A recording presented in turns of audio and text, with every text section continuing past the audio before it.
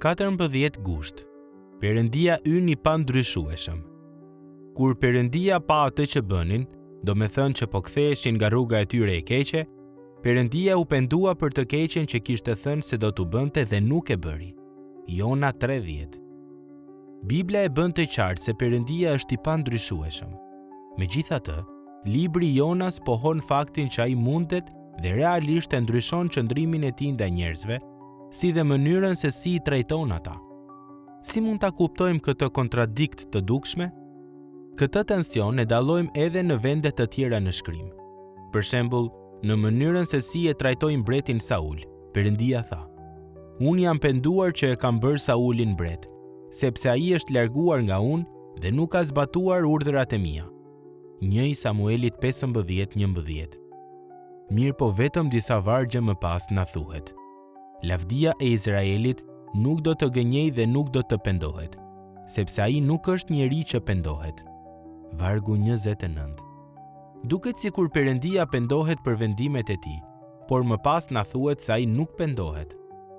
Pavarësisht nga kjo, nuk ekziston asnjë mospërputhje mes këtyre dy mënyrave të shprehjes. Kur thuhet se Perëndia nuk pendohet ose nuk e ndryshon mendjen e tij, gjuha përshkruese është një ndihmë për këndvështrimin ton të kufizuar njerëzor. E thënë thjesht, Sauli nuk ishte më ai burr që ishte dikur. Ai ishte treguar vazhdimisht i pabindur dhe Perëndia reagoi ndaj asaj rrethane të ndryshuar në një mënyrë që ishte të rësisht në përputhje me karakterin e tij. Në mënyrë të ngjashme, si reagim ndaj predikimit të Jonas, Niniveasit e ndryshuan sjelljen e tyre dhe kësaj here ndoqën drejtimin e kundërt. Ata e braktisën ligësinë. Perëndia është vazhdimisht kundër mëkatit dhe e favorizon pendimin dhe besimin.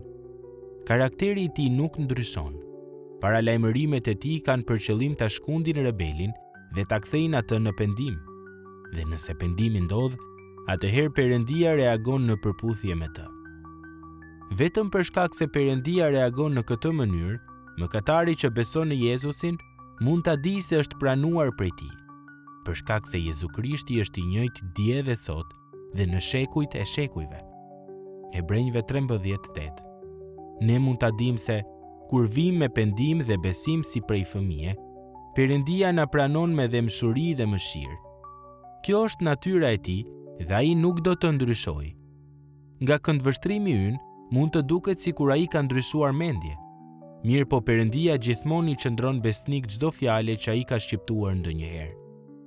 Në një botë që gjithmonë ndryshon dhe ku edhe më të mirët prej nesh nuk mund ta mbajnë dot gjithmonë fjalën, ky është vendi ku gjejmë një bazë të mirë për sigurinë dhe gëzimin tonë sot.